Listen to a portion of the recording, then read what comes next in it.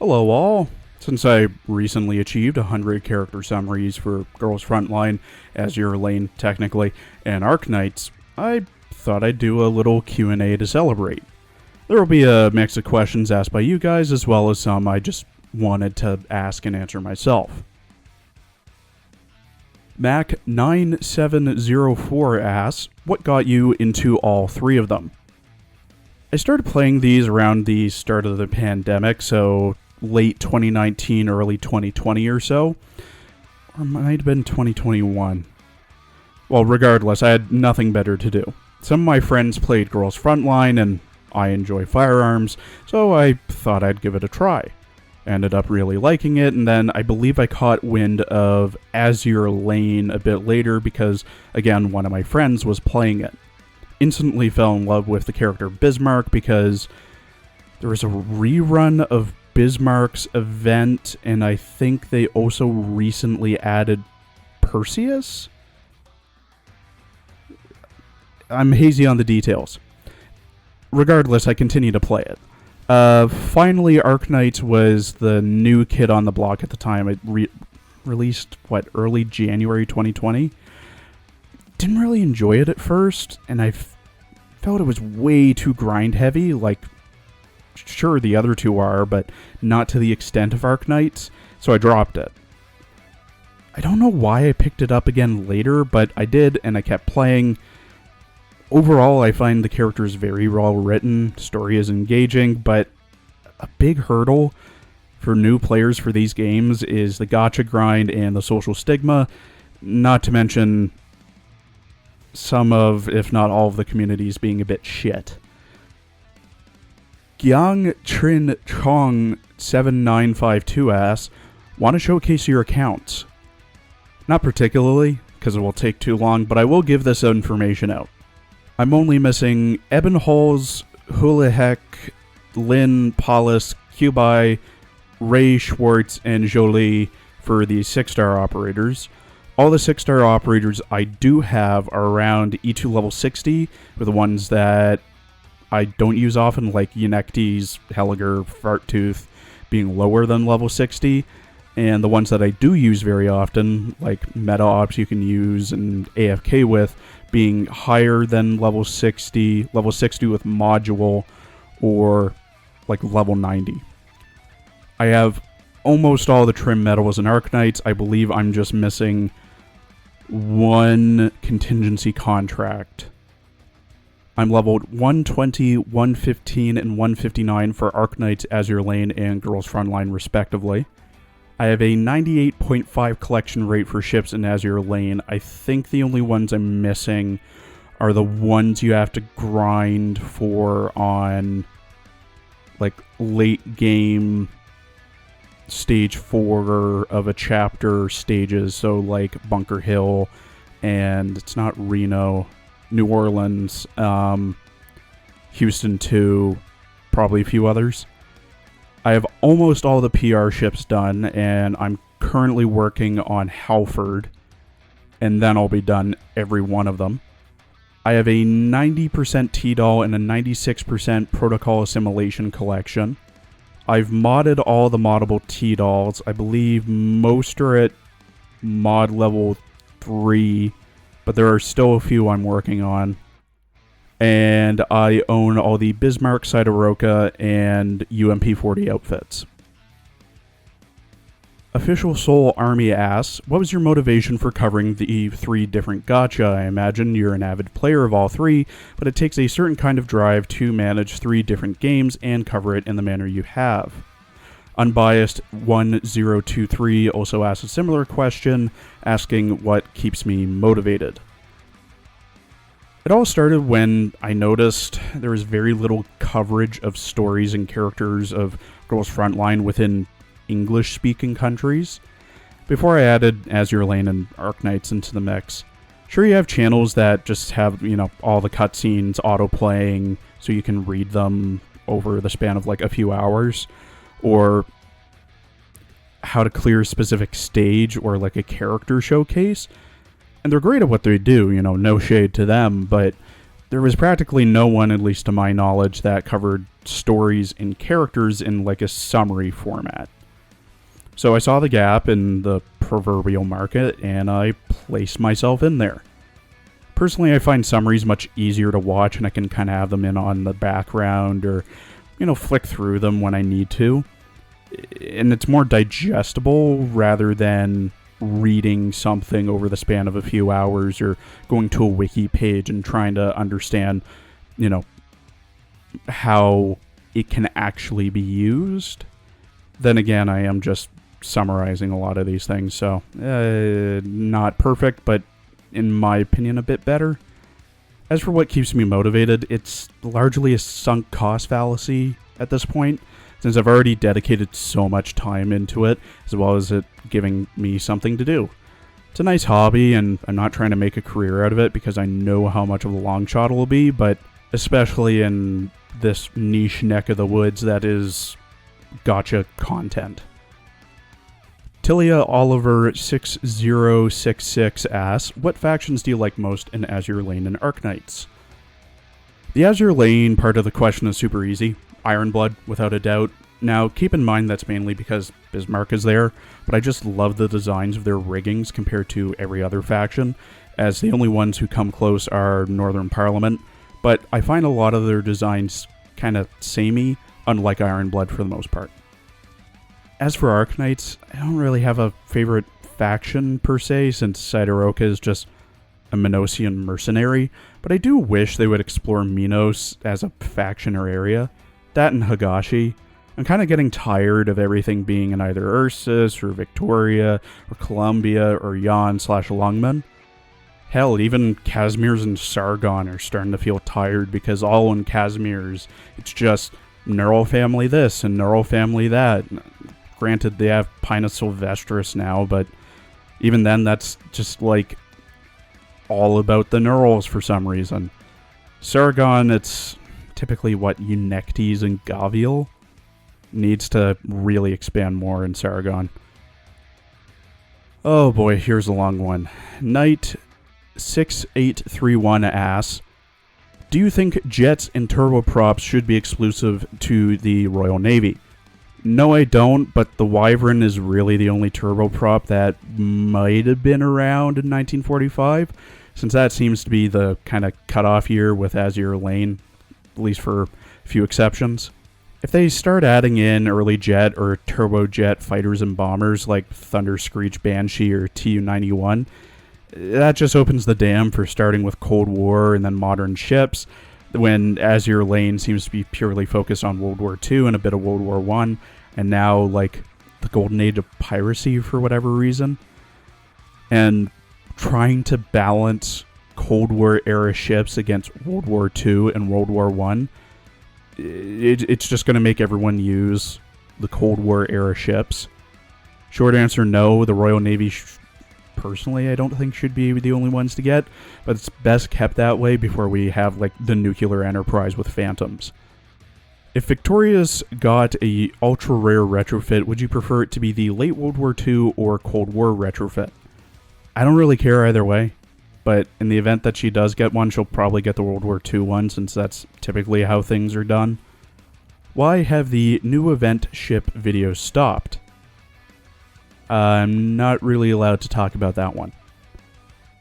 Do you want the unfinished / not built Admiral class versions of Rodney, Anson, and Howe, and the Amagi versions of Akagi, Takao, and Ashihara? Again, I don't give a shit. Manju might use them in the future if they're running out of ideas, but that's just me guessing. Would you want the devs to make it canon that a ship that served with two separate navies be separate characters? Again, no preference. Manju might do it if they're running out of ideas. Overall, I just don't care.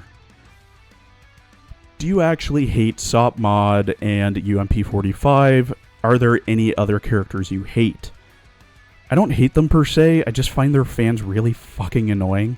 Because I swear to you, they have this like dumbass fanon version of the character in their heads, which is just a parody of the character or not like the character at all. And the stupid sayings or jokes they repeat ad nauseum are just really annoying. As for characters, again, I don't hate the characters themselves. They're fine for the most part. but more so their fans are annoying. So like Lapland, Texas, W for Arknights, and Akagi, Taiho, and New Jersey, and Ark Royal for Azure Lane. Have you ever played other gacha games and thought about adding them to your channel? If so, what games? I've played Project Neural Cloud, Blue Archive, and Nikkei for a bit before realizing they're really just not for me. The main aspects of the three that just turned me off are just the massive grind for everything. The grind isn't fun, and you can't auto it. And if you can auto it, it's just like is stupidly expensive to do and not worth doing it in auto. Neural Cloud is auto chess, and I'm not a fan of auto chess because, well, you have no control over it. You just place them being the characters in like certain positions and hope for the best.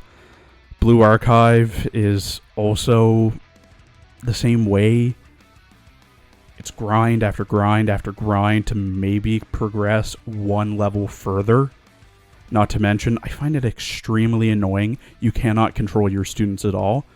Just what skill they use. There were tons of times where I was close to clearing a mission just to fail because some dumbass decided to stand out in the open instead of behind cover and get hit by like 300 rockets or a volley of machine guns. Nikkei, it's purely about the grind. The gameplay wasn't really fun either. It's just a shooting gallery. It's nothing engaging. It's just, again, a shooting gallery after a shooting gallery after a shooting gallery. Sure, there are some different types of missions to spice it up, but never really hung on to my interest. For characters that I like from those games, though, it's, don't really have one for Project Neural Cloud. Blue Archive is Marina. I think that's her name. The Soviet student with the PPSH and the short hair. Nikkei is Anise. Yeah. How long do you plan on doing these videos for? Well, I'd like to cover all the characters, stories, and events in all three games, though I may stop after end of service for some. It's either that or until I keel over, but who knows how long that'll be for either event to occur, so I'm taking my sweet ass time to not burn myself out. Are there any guns, ships, or operators that you want to see in the future? On the guns and operators front, not really. I think Mika Team has pretty much all the guns out there in the game, and Hypergriff kind of makes up ops as they go with new events and all that. For Arknights, though, it might be interesting to see, I don't think they really explained anything about Amiya's parents, so maybe seeing one of, Amiya's parents as an operator would kind of be cool. I would also like to see, a Sidoroka alter who's meta, but that's just me being biased. Azure Lane, I do wish they would experiment with more navies. There are a ton of navies under the Commonwealth of the United Kingdom that could easily come into play, and they wouldn't have to, make up a whole new faction for it. Royal Canadian Navy, South African Navy, Indian Navy, can't really think of too many others. Poland. Poland's another one. Sweden. Romania, I think, out in Navy. Turkey as well, but I don't really know the requirements to get these ships into the game would be. I'm guessing it's they have to fit into one of the classes, so destroyer, light cruiser, heavy cruiser, battleship, carrier, submarine. Favorite Arknights music track? I can't say for sure which my favorite is, but I can give a top 5. In no particular order, it would be Wanted to Go on a Rampage, which is the translation of the Jisoo Kwangbiao song that they had at Ambient Synthesasia 2023. Squad Unknown, Boiling Blood, All Hail Savior, and Operation Fake Waves. Operation Fake Waves gets too much shit, and I don't know why. It's a fucking amazing song. It's honestly pretty high up there. I'd say with, I can't remember, the silver and gold one, Operation Pine Soot, and maybe one or two others that are like really well regarded. I love all of the lyrics for the songs and the tempo and the rhythm that go with it. Because, like, you have, because I'm cooler, badder, faster, stronger, heart of iron, I'm a regulator. I'll give you 30 seconds head start to state your case before a biased court. We'll fight until the world ends. Abandoned by my tribesmen, won their respect back in a brawl, and with our heads held high, we'll turn the tides, shouting never ever say die. They're just lyrics that go incredibly hard, and the music you would never expect came from a fucking gacha game company. And the character songs, they're leitmotifs, I think? The character song, so Boiling Blood and All Hail Savior, fucking amazing. They just describe Blaze and Gavial just so well. Finally, what drew you towards UMP40, Bismarck, and Sidoroka? For UMP40, it's her whole story arc with UMP45 during the Butterfly incident. I honestly think she's leaps and bounds better as a character than UMP45 because of Operation Deep Dive. She cares for her sister, she gave her own life to save her, and there's just this heartbreaking moment where she's infected with parapuli and she begs UMP45 to kill her as an act of mercy. It just hits so much harder. Even more so because you have UMP40 showing up as like a schizophrenic ghost in 45's head sometimes.